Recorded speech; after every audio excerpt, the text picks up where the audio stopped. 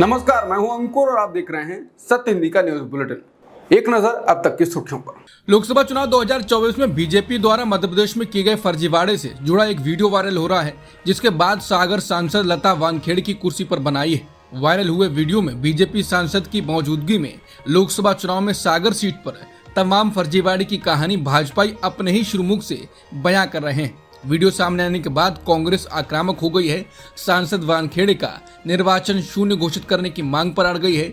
Viral video में सांसद से चर्चा के दौरान सिरोंज के भाजपा विधायक उमाकांत शर्मा के प्रतिनिधि और लटेरी नगर परिषद अध्यक्ष के पति संजय अत्तू भंडारी बेहद गुस्से में नजर आए। संजय का कहना था कि जो लोग आज बात कर रहे हैं वो लोकसभा चुनाव में कहाँ थे। हमने 13 मतदान केंद्रों पर कांग्रेस का कोई भी पोलिंग एजेंट नहीं बैठने दिया। हम लड़े हैं आपके लिए। वायरल वीडियो में ही एक अन्य युवक ताल ठोकते हुए फरमा रहा है, मैंने 15 वोट डाले थे, फर्जी तरीके से मतदान हमने किया था, जेल जाते तो हम जाते। बहसबाजी के दौरान कार्यकर्ता और पदाधिकारियों को ज़बानी जंग के साथ आपस में गुत्थम गुत्था होने की संभावनाएं बनता देख सांसद अपनी गाड़ी में बैठकर मौके से रवाना हो जाते हैं। मध्य प्रदेश के वोटिंग में फर्जीवाड़े का वीडियो वायरल होने के बाद कांग्रेस ने आक्रामक रुख अख्तियार कर लिया है। मध्य प्रदेश कांग्रेस के सीनियर लीडर भूपेंद्र गुप्ता ने सत्य हिंदी से कहा है कि लोकसभा चुनाव के पहले से कांग्रेस फर्जीवाड़े की और चुनाव आयोग का ध्यान खींच रही थी, सब प्रमाण शिकायतें कर रही थी, लेकिन आयोग टस के मस नहीं हुआ, फर्जीवाड़ा होने दिया। अब गड़बड़ियों की पोल जब भाजपा ही खोल रहे हैं, आयोग को मामले को संज्ञान में लेना चाहिए। उन्होंने कहा कि हम सागर लोकसभा का निर्वाचन शून्य घोषित करने और निष्पक्ष तरीके से सागर में पुनः चुनाव की मांग आयोग से करते हैं। भूपेंद्र गुप्ता यहीं नहीं रुके और उन्होंने ये भी कहा कि चुनाव आयोग बेहद गंभीर इस मामले में कोई कार्रवाई नहीं करेगा तो कांग्रेस मसले को कोर्ट लेकर जाएगी, मुद्दा छोड़ेगी नहीं। बता दें, लोकसभा चुनाव 2024 में बीजेपी ने मध्य प्रदेश की सभी 29 सीटें जीती हैं। ये पहला मौका रहा जब कांग्रेस को एक भी सीट सूबे में नहीं मिली।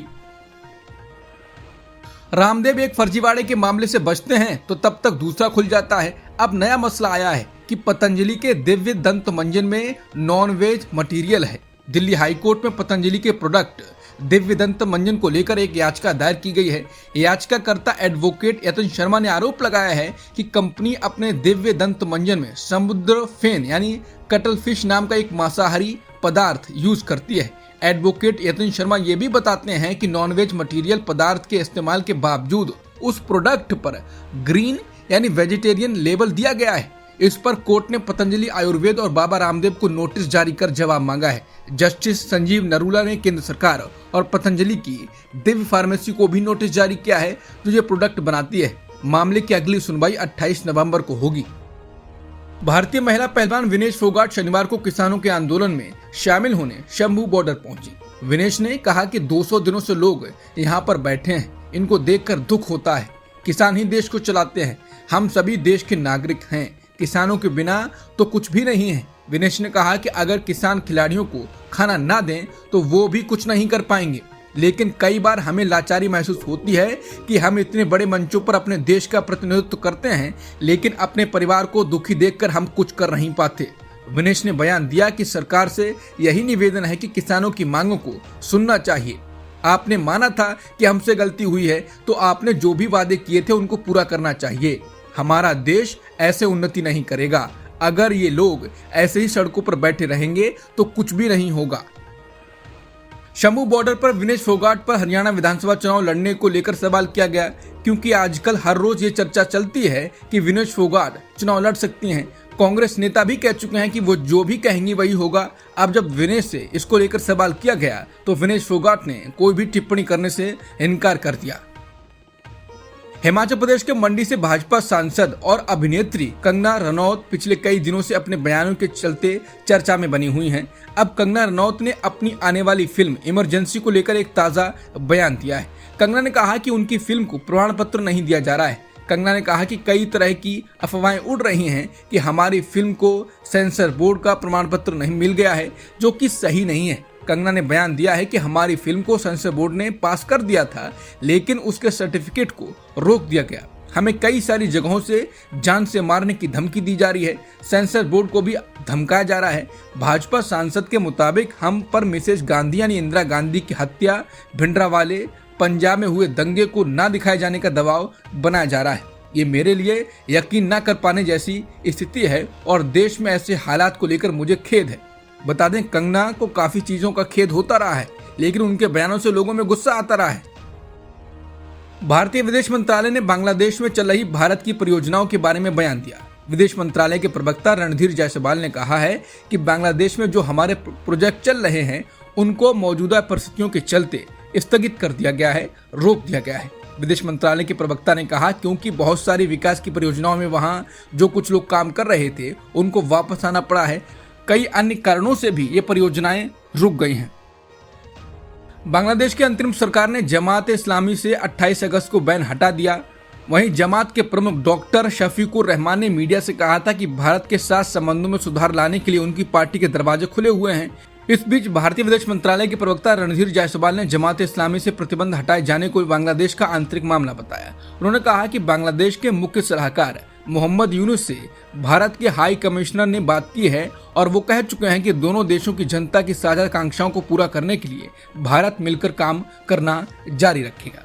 बता दें, जमात इस्लामी बांग्लादेश की सबसे बड़ी इस्लामी पार्टी है। इस पार्टी का छात्र संगठन काफी मजबूत है। इस पर देश में हिंसा और चरमपंथ को बढ़ावा देने के आरोप लगते रहे हैं। भारत में बाबरी मस्जिद विध्वंस के बाद पार्टी पर बांग्लादेश में हिंदू विरोधी दंगे भड़काने का भी आरोप लगा था। जमात इस्लामी की छवि भारत विरोधी है। केरल के पलक्कड़ में आरएसएस की 3 दिन की वार्षिक बैठक आज से शुरू हो गई। मीटिंग में आरएसएस सरसंघ चालक मोहन भागवत, सह कार्यवाह दत्तात्रेय होसवाले समेत सभी सर कार्यवाह मौजूद हैं। साथ ही भाजपा के राष्ट्रीय अध्यक्ष जेपी नड्डा और संगठन महासचिव बीएल संतोष मीटिंग में पहुंचे हैं। मीडिया रिपोर्ट्स के मुताबिक इस मीटिंग में लोकसभा चुनाव के नतीजे और बांग्लादेश में हिंदुओं की स्थिति को लेकर चर्चा हो सकती है। वाराणसी के आईआईटी बीएचयू में बीटेक छात्रा से गैंगरेप के 2 आरोपी 7 महीने के बाद रिहा हो गए। इलाहाबाद हाईकोर्ट ने आरोपी कुणाल पांडे और आनंद उर्फ अभिषेक चौहान को सशर्त जमानत दी। बता दें, कुणाल पांडे भाजपा आईटी सेल वाराणसी के संयोजक था और आनंद उर्फ अभिषेक चौहान भाजपा का वाराणसी आईटी सेल का कार्य समिति सदस्य था। कुणाल और आनंद पर आरोप था कि उन्होंने एक छात्रा के साथ गैंगरेप किया था। इस घटना के बाद दोनों को गिरफ्तार कर लिया गया था और तब से वो जेल में थे। दोनों आरोपियों को जमानत पर रिहा किए जाने के बाद सोशल मीडिया पर लोगों का गुस्सा फूट पड़ा है। वहीं इस फैसले के बाद भाजपा एक बार फिर विपक्षियों के निशाने पर आ चुकी है। एम्स दिल्ली के डॉक्टर पश्चिम बंगाल में डॉक्टर के रेप और मर्डर के मामले को लेकर 31 अगस्त को दोपहर दिल्ली में विरोध प्रदर्शन करेंगे। Federation of all India medical association के उपाध्यक्ष और एम्स नई दिल्ली के वरिष्ठ रेजिडेंट डॉक्टर सोमणकर दत्ता ने मीडिया को बताया कि वो शांतिपूर्ण विरोध प्रदर्शन की योजना बना रहे हैं। मीडिया रिपोर्टों के अनुसार डॉक्टर सोमणकर दत्ता ने कहा कि हम पश्चिम बंगाल के आरजी कर मेडिकल कॉलेज में अपने सहकर्मी के लिए न्याय मांगने हेतु 31 अगस्त को जंतर मंतर पर एक बड़े शांतिपूर्ण विरोध प्रदर्शन का आयोजन कर रहे हैं।